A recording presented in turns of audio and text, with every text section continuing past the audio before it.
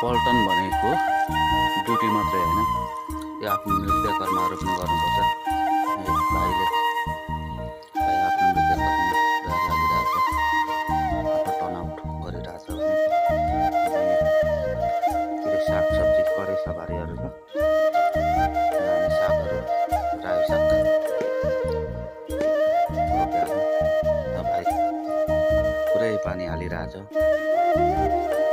पल्टन भनेपछि तपाईँको ड्युटी मात्रै होइन, हरेक कुरामा पोख्त हुनुपर्छ। हरेक कुरामा भएर पल्टन भनेपछि मेहनती पौरखी सबैमा के फिट हुन्छ क्या।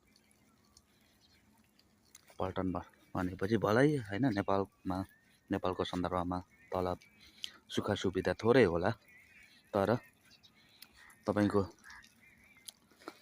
मेहनत र पौरखमा चाहिँ कुनै पनि कन्जुसाइ छैन है। हरेक कुरामा सबैमा पोख्त हुन्छ। यस्तै छ हाम्रो एरिया, पुरा क्लियर छ, यस्तो पुरा क्लियर गर्नुपर्छ है। त्यत्तिकै पल्टन हुँदैन होइन।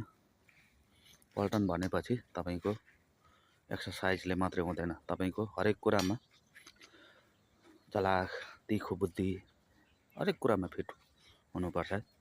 झट्ट बिहानै यसरी कपडा सपडा चट्ट आज पारिलो घाममा आज कपडा चट्ट सुकायो है। यस्तो छ ल साथी हो।